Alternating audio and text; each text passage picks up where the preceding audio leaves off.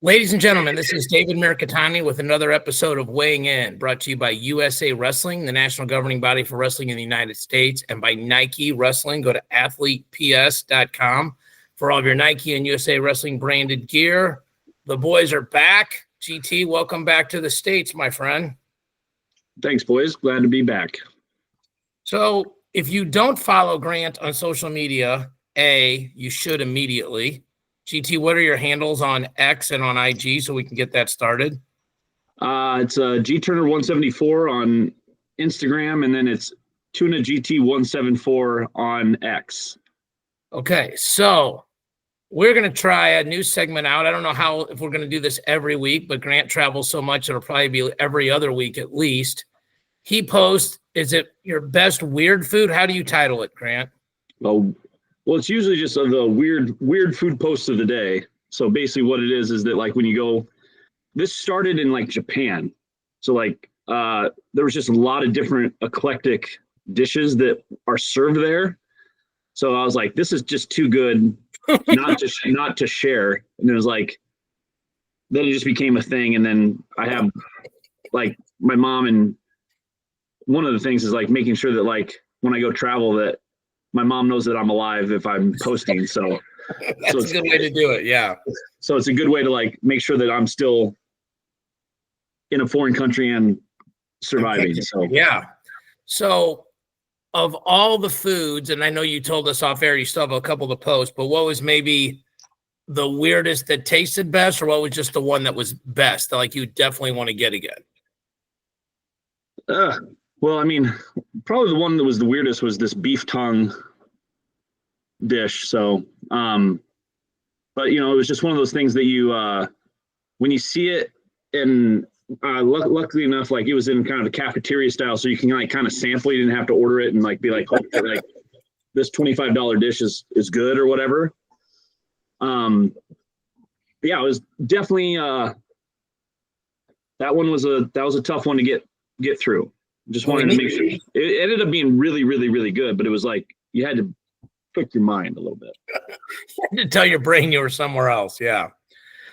All right. Well, listen, we got a chance to talk about Worlds, but I wanted to give the floor to you on this because you were there.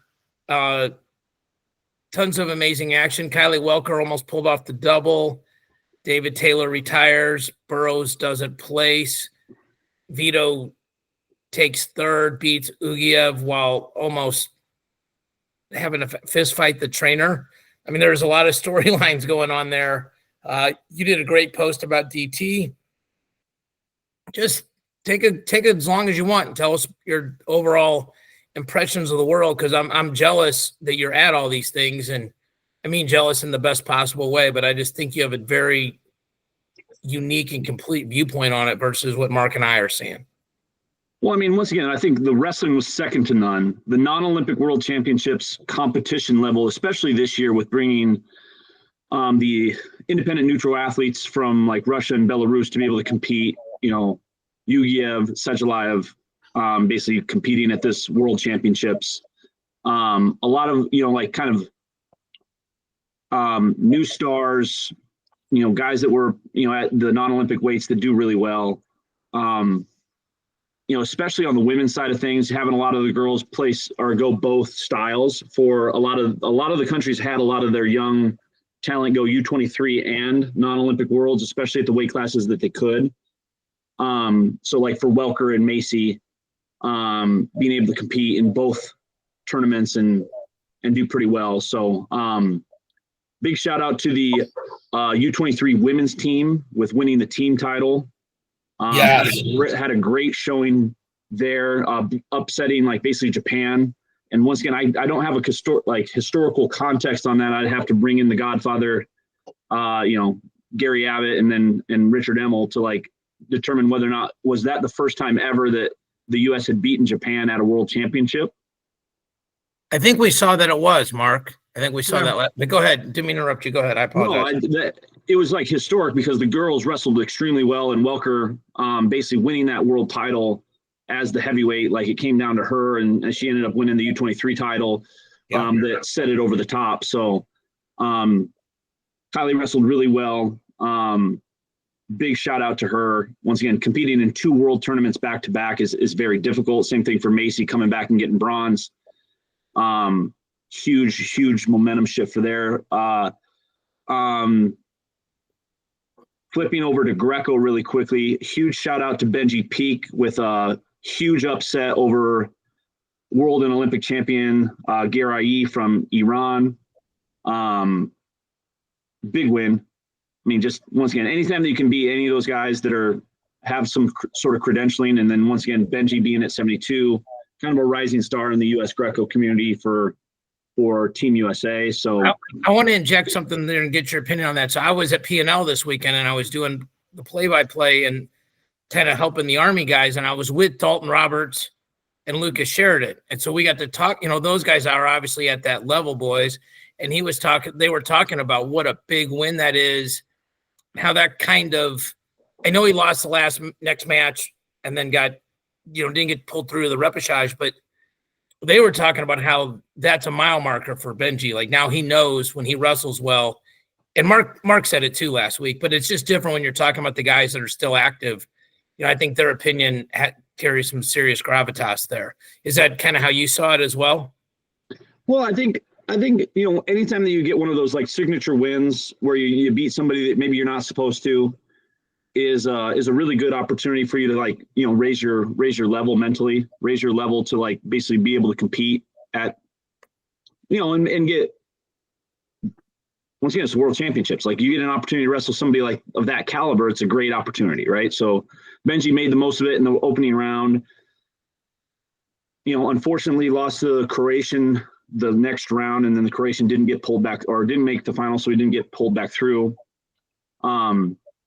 And then basically I think, there was a lot of gravity put towards the men's freestyle world championships with a lot of the figureheads of, DT, Gasimpour, Sajalayev, Vito, another monster. If you guys haven't watched this kid, Ono from Japan. No, we are. Like, I got a lot of text. Your cousin is good at wrestling. Right. Like, I'm telling you right now, if you don't know that kid's name, pay attention. Yeah. Like, he's special, man. Special. And once again, just as a USA Wrestling podcast, like Vito wrestled really well against Yugiev, basically had a pretty dang good tournament, except for like he ran into Ono like in the semis. And in a historical sense, I've never seen Vito be teched ever. Like, ever. Yeah. And in that particular 4.5, 5 minutes that they wrestled, Ono probably could have scored 100 points he looked that good against Vito. And once again, matches are matches, and it's not necessarily like the sky is falling, but like just looked really good against the reigning world champion, senior level world champion in Vito Rujao. But that kid he's something special, I think. So as far as other moments are concerned, with what a cool situation. I mean, if you were watching the stream or if you were just kind of seeing the pictures in the ceremony of like when David Taylor wrestled. Yeah. They did a great job of hyping up that match between Sajalayev and DT. What a wild scenario that they had to wrestle first round. To give you guys some context, they had a bracket, then they forgot to add all of the points from 2023 and the most recent U23 World Championships. Forgot a seating criteria, yeah. So once again, the bracket should have never been released the way that it came out the first time, because they forgot to add all those point values to it. And then when they redrew it, that's when all that madness happened, where it's like, oh, David Taylor versus Sajalayev first round, because they were supposed to be on, the other side of Gasimpour. Right. Originally. In which case, then you're going to be able to, now, once again, it all worked out. The billing all pretty much worked out, where David got a chance to wrestle both. Yeah. Gasimpour and Sajalayev. But it just, Gasimpour match was for a medal, and the match against Sajalayev was like a qualification bout. pigtail. Right. So like there was nothing really on the line other than the fact that like you needed, one of those guys to make finals. So not to mention that if you watch, once again, spoiler alert, Sadulayev had to like basically get a takedown with like 3 or 4 seconds left in the match in order to beat Gazimpur in order to make finals. To pull DT back through. And then the next day, DT has to go and wrestle 2 matches against Abakarov and I can't pronounce the German's name. Yeah. And then get to Gazimpur. Yeah. And then on the other side, Italian Ben Honus wrestled in the semifinals, lost to Mazarazde, then gets pulled back in for his match for 3rd and 4th against the Slovakian athlete. And it's like, okay, well then just a lot of different things had to go right for DT to even get a chance to wrestle Gazimpur. If Sadulayev would have lost to Gazimpur, then DT would have not medaled. Or not even placed because he would have had 0 points because he would have lost first round. Correct. Well, it's like, it all worked out that we got some of the showcase matches that we got. And then what a cool experience to see DT get honored like that. And, Flo, once again, I compliment those guys a ton. Did a great job with interviewing DT afterwards, got some really good notes from him, got some really good, candid comments about, his journey in wrestling. And if you get a chance to, please go watch those interviews. The guys did a really good job while they're there. I say this to Mark off the air, and I think I say it on the air once a month. I thank Gary Abbott for allowing us to do this on the airways of USA Wrestling because we don't compete with track. We don't compete with flow. We don't compete with Willie and those guys. We're just another outlet, just maybe like us more or less. And you're just, we're lawnmower music. But to be able to compliment those guys, deservedly so, GT, like you said, like, hey, we can go check this out over here. Go check this out over here. Like when we get to the college stuff this week, Flo's got an article on all the upsets. That's good stuff. We don't have to pretend like it's ours or go do all that work ourselves. Ono is fascinating. I think, he's only going to get better. I don't know that he was clearly that much better than Vito, that match for sure. It'll be interesting to watch adjustments and things like that. But he was great to watch. The Taylor/Oklahoma State's the biggest storyline in wrestling right now. Like, Mark and I were talking about it as it was going. Like, what happens now? Like, how quickly does he come back to coaching life? How does this affect the team and all that other stuff? But absolutely electric there. And I think you said it best, Grant. We saw all 3 matches. We saw all those guys each get to wrestle the other 2, and that's what you wanted to see. Sadulayev's baseline defense, just sprawling, where a lot of people don't sprawl anymore, and his chest wrap, even if he doesn't sit under and score off of it, just his go-behinds off the chest wrap are clinical. And if you have guys that aren't good in front headlock position and you're trying to coach them to score, you'd watch that match. He does the knee in the hole. He does fake left, go right. There's a whole series there that you could really get excited about as a coach. So, Marco, you want to? Hi, Mark. It's 10:22, and I just said hi to you. So hi, David. How you doing? I apologize, Grant, Mark. Grant, good to see you. I'm just chilling, listening.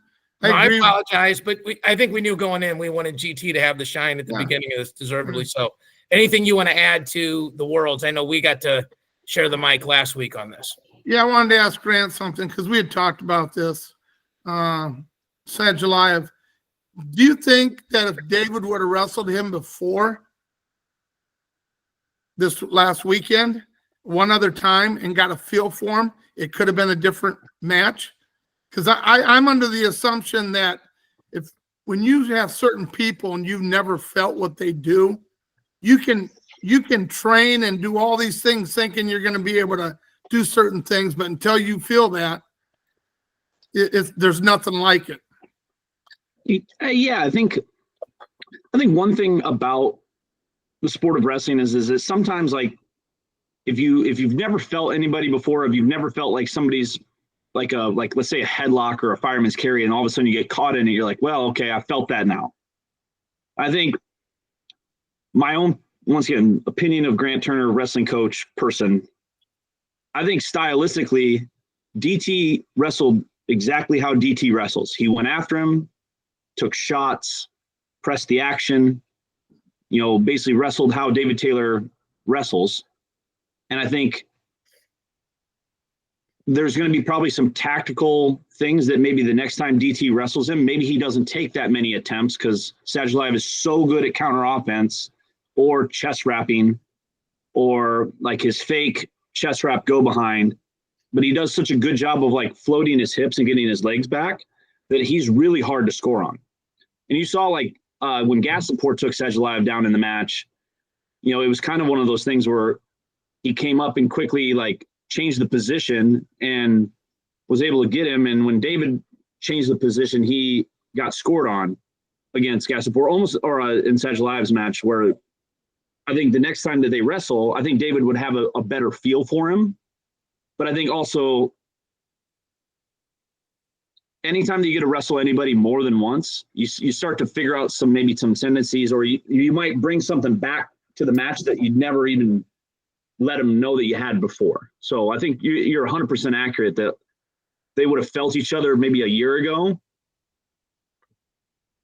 Could have been a different story. But once again, this is at 92 kg.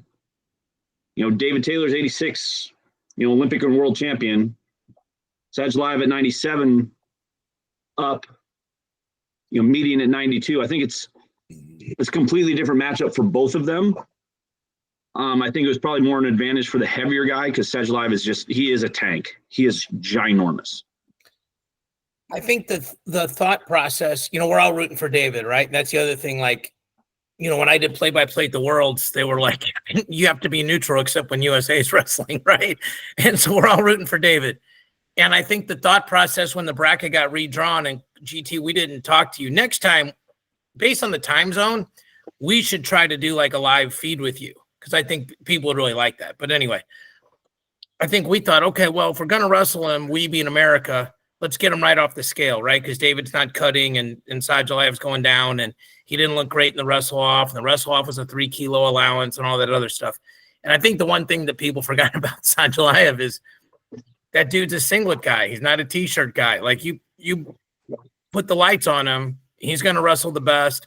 He didn't look tired at all. Didn't look like he had a bad weight cut. I think for Taylor to win, you saw the emotion when he got the last takedown with like 3 seconds left and didn't even realize. It was funny. Jimmy Kennedy goes like this, holds up three fingers, like there's still 3 seconds left after you threw your mouthpiece 312 feet into the crowd. But I think it was super important for him to end his career on a win.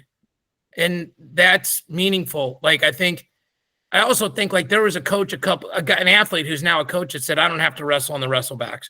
Like I just decided I'm not going to do that. That's out there. And so now if his athletes go, I'm not going to wrestle on the wrestlebacks. You can't go, well, my situation was different. Like, no, no two situations are identical, but you just said, I don't want to do it.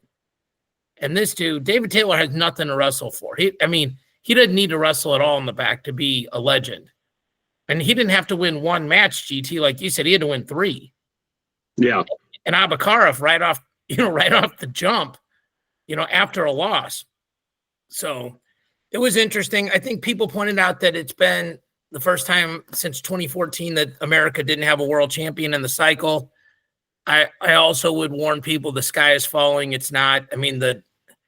You're going to see a pretty significant changeover, I think, of our lineup from 24 to 28, though. Like Zane is out. He's not wrestling anymore. It'll be interesting to see if Burroughs goes another cycle, but if he does, I think he's probably going to be up a weight. I think Brooks is probably going to be up a weight. So then either him and Snyder are going to hit, or else Snyder's going to go up a weight. We're going to see some new faces. We got a ton of athletes that are really good. And the same thing on the women's side. I think Hildebrandt's done. Helen Maroulis is probably done. So, but there's a ton of young talent. And that's why when you go, like GT, one of my favorite weeks of the year is when we're out in Vegas watching all those, the U.S. Opens and the other age group stuff. Because it's for me to see them up close and in person and just watch them wrestle is absolutely fascinating and enjoyable. We got to get Mark out there at some point.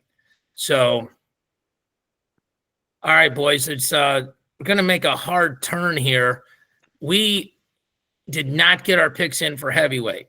I don't think anything happened this weekend, though. There were no major upsets at heavyweight, or 285 that would be us cheating on our picks. And by the way, fantasygrade.com, they're back as one of our main supporters this year, but they have changed their website to mattkings.com.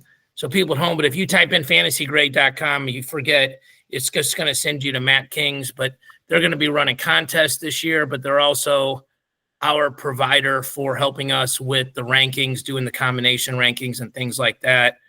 Mark and GT, we both know Christian Thompson, CT really well. One of the really good dudes in wrestling that doesn't ask for any credit.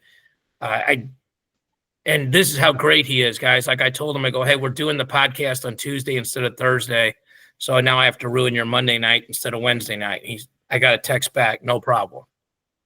And so we appreciate that because now we can use his site, but we'll go to his site and I'll pull up heavyweight and then we'll go share screen here.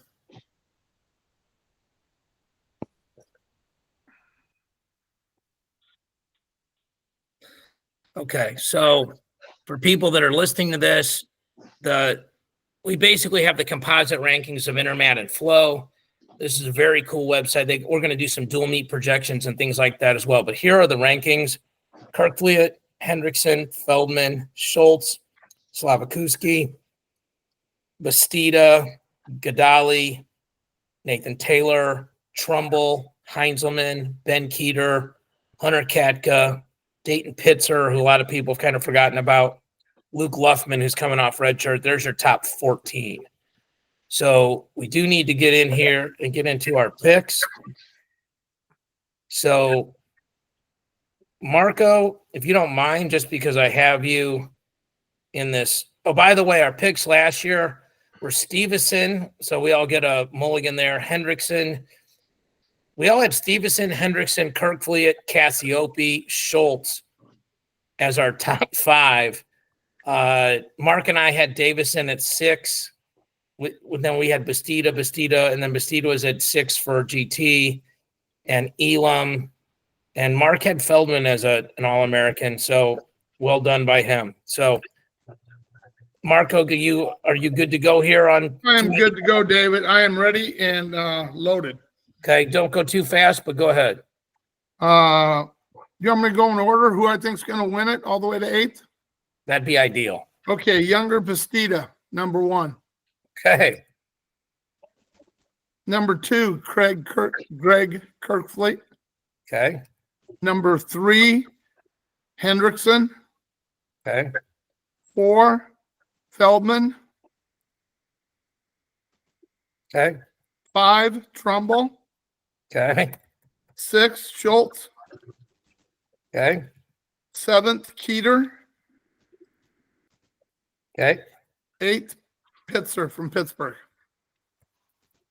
All right. I just got to fill in the teams on here. Oklahoma State, Ohio State, NC State, Arizona State, Iowa, and Pitt. Okay. GT, do you need a minute or do you want me to, or are you good? No, I'm good. Okay. Whenever you're ready. All right, I'm going to take Wyatt Hendrickson, champ. Okay. I'm going to take Younger Bastida, runner-up. Okay. I'm going to take Kerkvliet to get 3rd. Okay. I'm going to take so I'm at 4th now? You are. Schultz 4th. Okay. I'm going to take hold on, give me 1 second. You're good.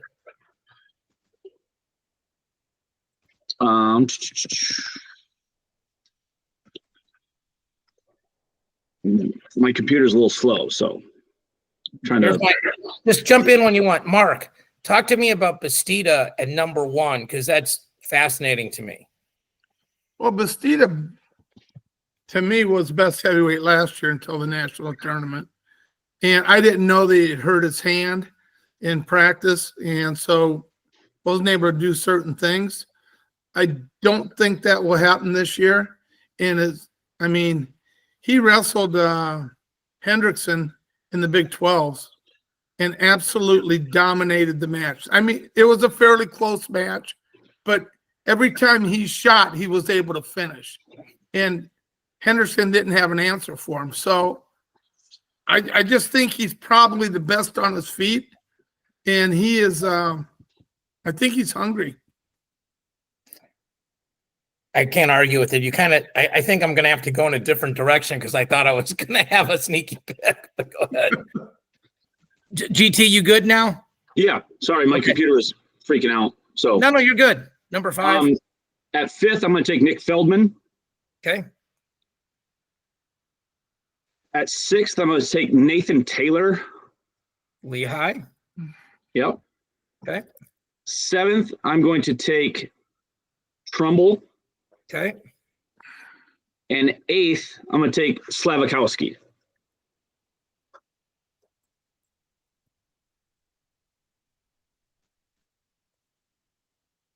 So I think what's interesting about this, so walk me through why you got Hendrickson at number 1, because I think, neither one of us so far have picked Kirkfleet, and that's fascinating to me.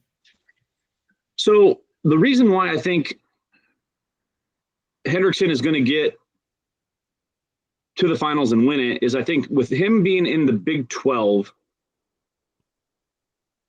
I think the person that he's going to probably have to worry about the most is younger Bastida and Schultz are the two that I got kind of in that pocket right there.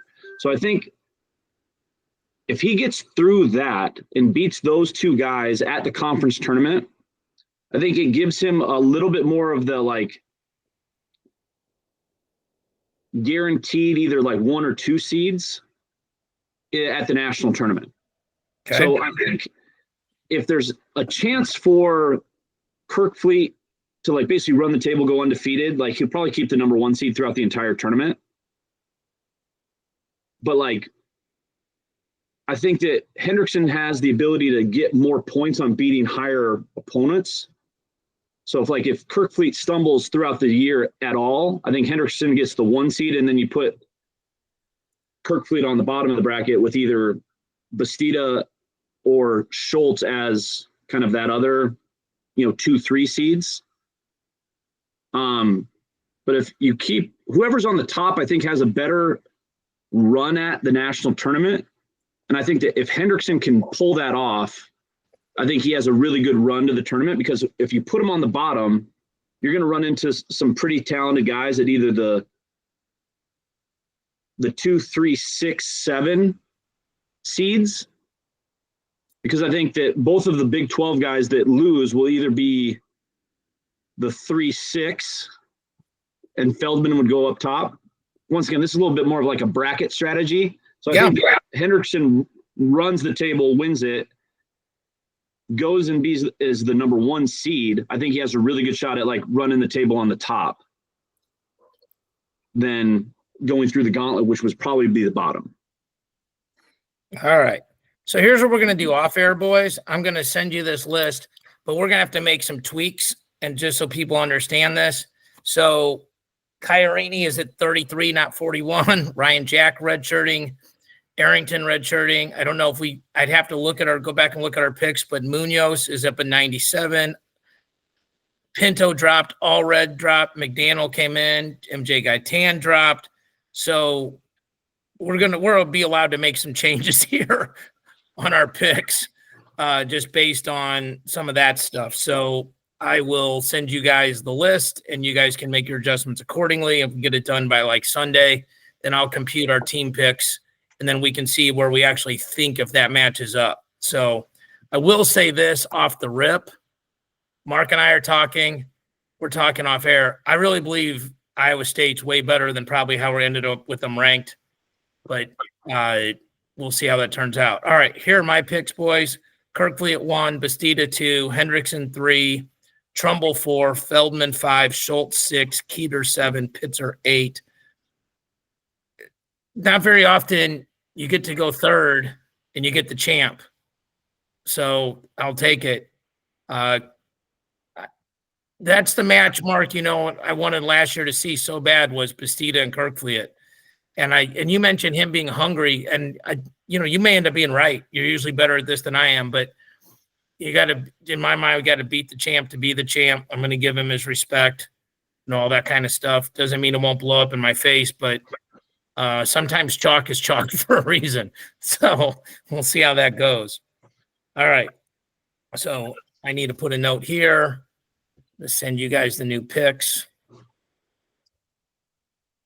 I guess my biggest question is how good is White going to get at Oklahoma State in 1 year? That's just fascinating because whole new coaching staff. I know they don't have a ton of upper weight guys that are anywhere near his quality, but David Taylor wrestling with him every day would be something. And I don't know if David wants to wrestle with the guy that weighs 260 every day. That moves like he does, but I'm really interested in seeing how much progress he makes in 1 year. Well, GT and I have talked about this because he works out with the heavyweights over there at Grandview. Finding good workout partners for heavyweights is always a struggle, right? And, Kerkvliet's got to manage because he's got Jacob Varner and Jake Varner and those kind of guys to work out with, right? But that's why Bobby Telford is valuable at Iowa, among other reasons, right? Like he's a guy that can wrestle with the Ben Keeters and the Cassiopis of the world. I don't know who Feldman works out with, but he's good. I don't know who Bastida works out with, but he's good. So sometimes these guys figure it out. Not everybody's got a heavyweight coach on staff or 9 guys in the RTC. So I don't know. It'll be interesting to see. There is a couple of portal moves over there where Heinzelman moved. And, Hendrickson's a portal guy for sure. So we'll see some changes there and see if it makes a difference. Hendrickson doesn't have to get a lot better, right? He's right there on the cusp. Yep. So, none of our picks are crazy, right? Like if you wrestle the tournament 3 times, it's very possible all 3 of us are right one time. So we'll see how it goes there. All right. So if you're watching, we're on the 125 ranks. So I'm also going to sprinkle in here the upsets from last week. So here were the big upsets. Barraclaw 165, number 14. This is Flo's number 14. Beat Hunter Garvin, who is number 3. We'll get there. Ethan Bergen from Army beat Anthony Noto, who they had at number 2 at 133. So Luke Stanich is up at 141. He beat Lemley on riding time in the rideouts.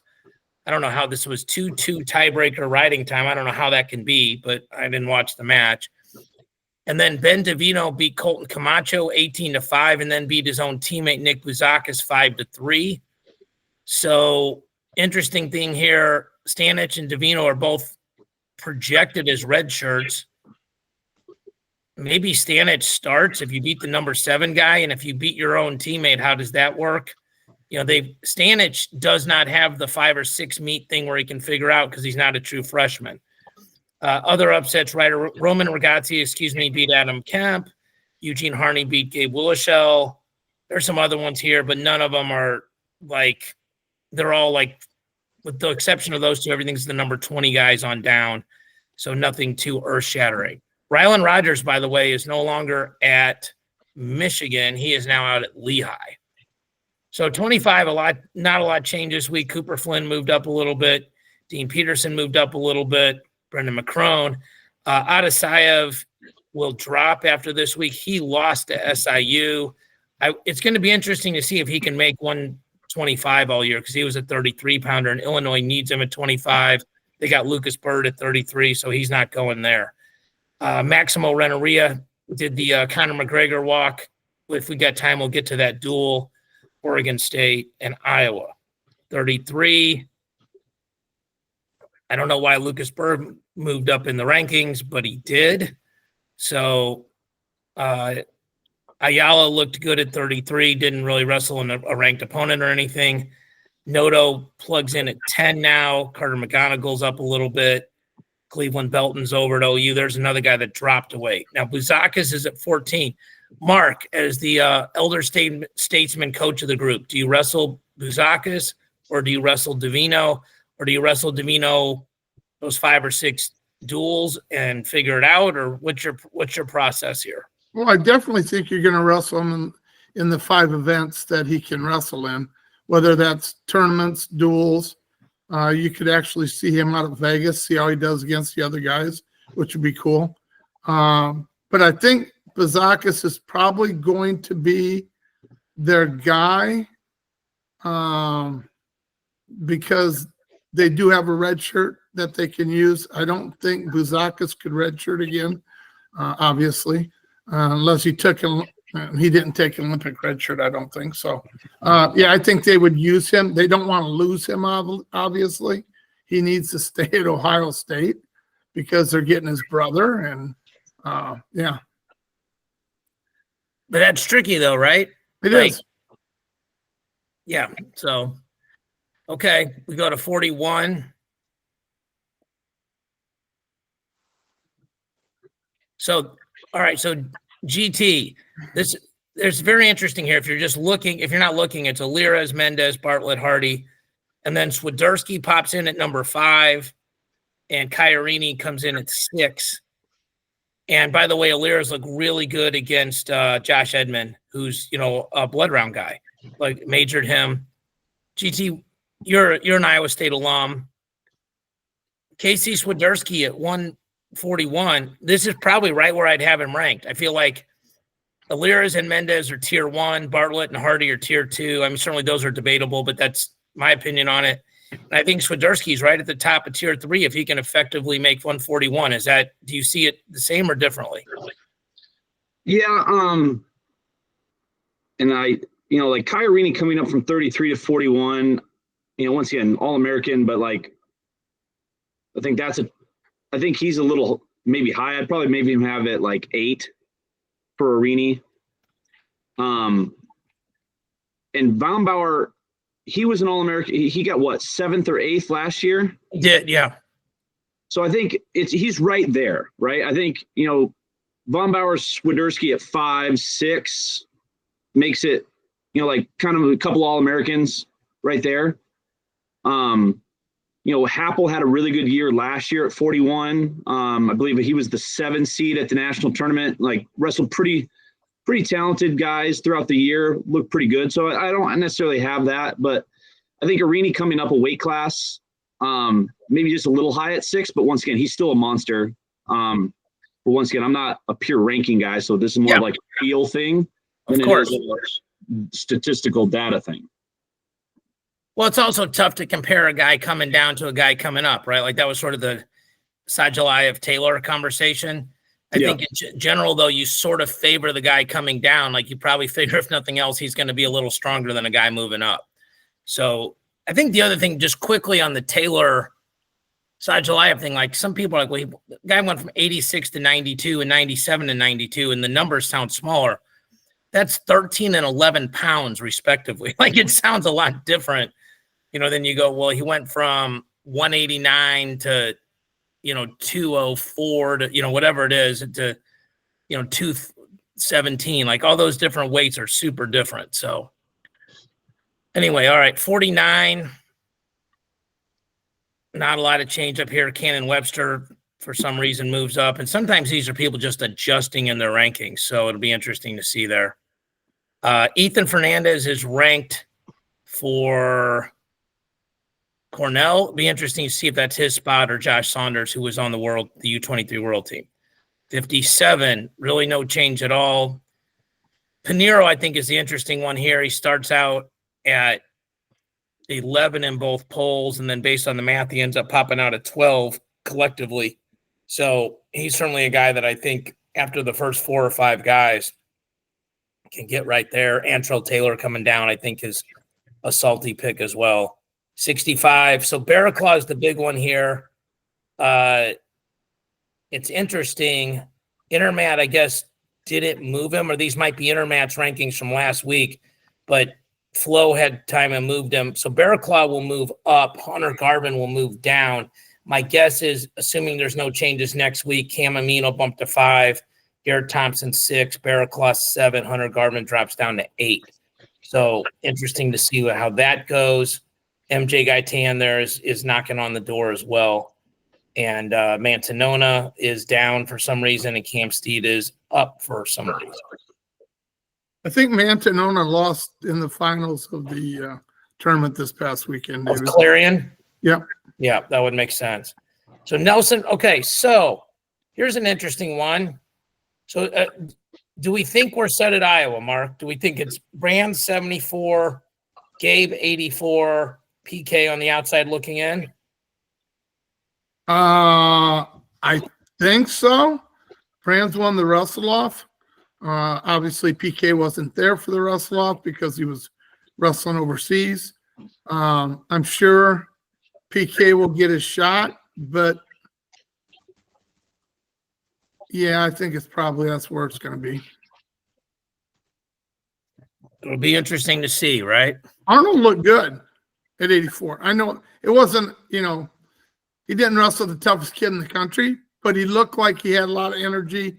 He had a lot more shots than I saw last year in his 5 matches that he wrestled. He actually looked like he was having fun. So we'll see how that correlates later on in the year when he wrestles good competition. Yep. And just so you know, like if you're looking at this, like Gabe Arnold is listed in the rankings too, because the scrape of data just collects both of them. So for example, this last week Intermatch still had Gabe in the rankings.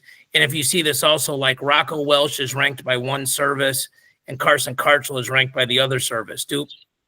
Marco, do we have any idea if we're going to see Welsh or Karchel this year? I have no idea.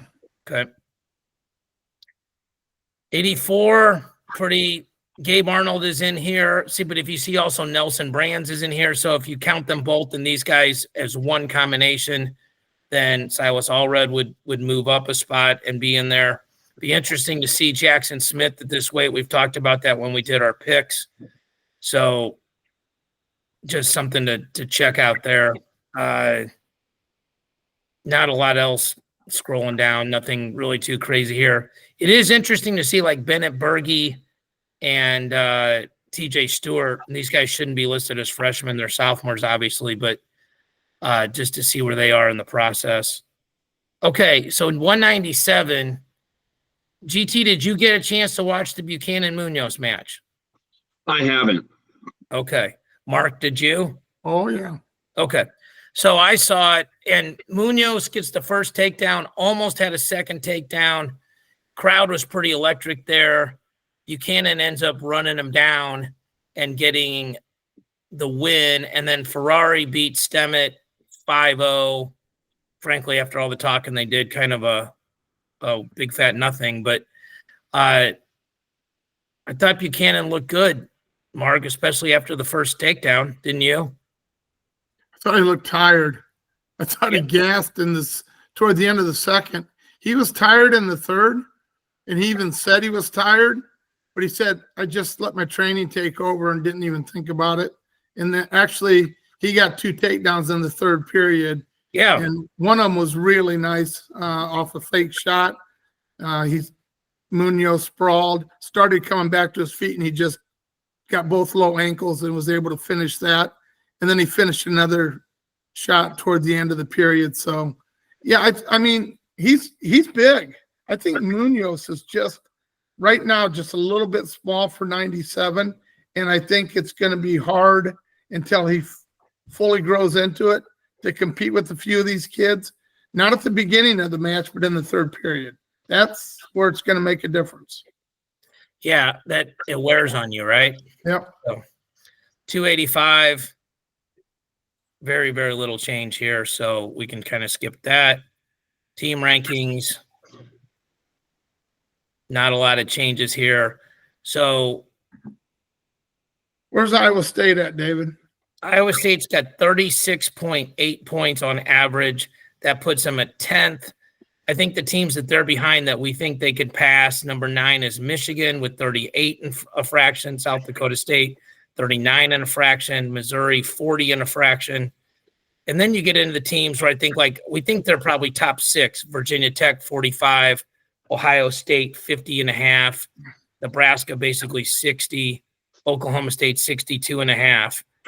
And you and I talked off air, but the Oklahoma State Iowa State duel is really interesting because where Iowa State's good, Oklahoma State isn't, and sort of vice versa. So, obviously this stuff always plays itself out. I think the cool thing here is South Dakota State's in the top 10, right? Like, Yeah. They were at the P&L this weekend, by the way. So I was at P&L. I got to give a quick shout out to Lake Highland Prep, who's coming to the Hall of Fame duels. They had 8 dudes in the finals and had 7 champs.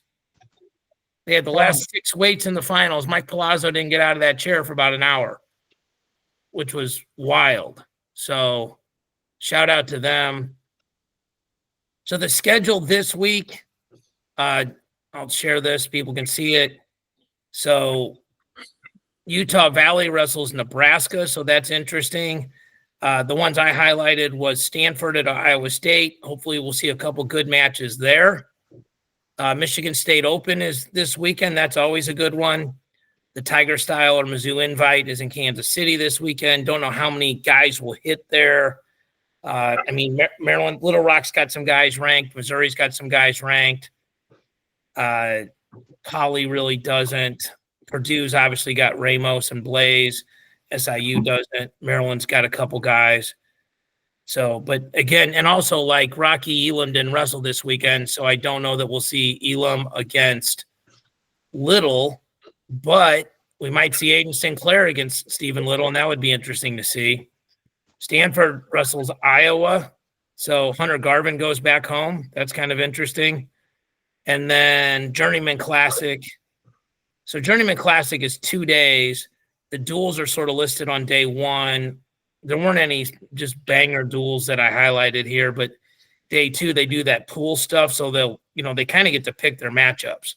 So not a ton of matches that I think would change the perception of kind of where we are in terms of big, like the Munoz match with Buchanan. Like you could potentially see like, all right, that's a big needle mover there. So GT, where's Grandview at there? Are you guys wrestling somewhere this weekend?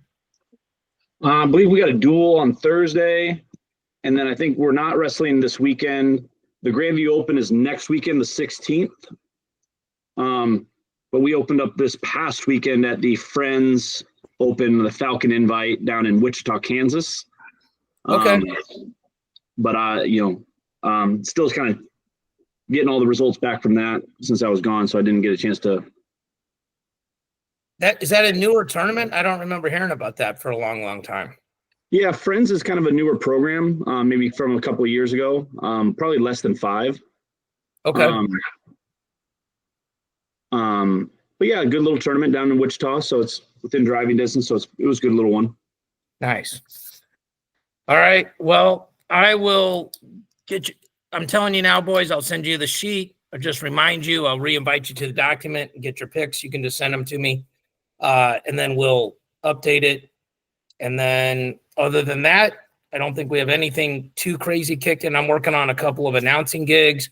Mark and I, GT, are going to actually talk to the guys from this Clash of Dynasties show. It's Walsh Jesuit against St. Paris Graham, Mark, and what's gone on there historically. Mark's got a former wrestler of his that brought it up to him, and Tadaka Hata's son is heavily involved in this. He's the producer. Yep, that would be heavily involved. Yep. And he did the documentary on Foxcatcher. Is that correct? I believe. Well, when you look at the list of credits, he's one of like 14 names. So I don't want to slight the other 13 guys, but he was certainly part of the process. Yeah. But yeah, so I mean, he has a history of doing documentaries and series and things like that. And then I think coming up fairly soon is the Anthony Robles movie coming out on Amazon Prime. Unstoppable, I think is the name of it. So be a good chance to support that. So, and I did an interview with Matt Valenti last week about NIL, spoke to Gary. I think that's going to go up this week. So excited to get back in the swing of things with Matt Chat, especially in season. So, and what we always do is a lot of fun. I think next week we'll start making picks on some of these duels. That'll be, I think, really interesting. Iowa State's first semester. That's always a fun one. I think, Marco, I'm going to make the visit up there, and, hopefully we'll watch the duel together, and GT as well, depending on whether or not Grant's only allowed to be in the United States like 26 weekends of the year. Oh, that's it. Okay. When I grow up, I want to have Grant Turner's travel miles account. That's all I want. Not a chance. Him be taller. So, all right, boys. Appreciate you. Appreciate everybody at home for watching and listening, and we will see you all next week.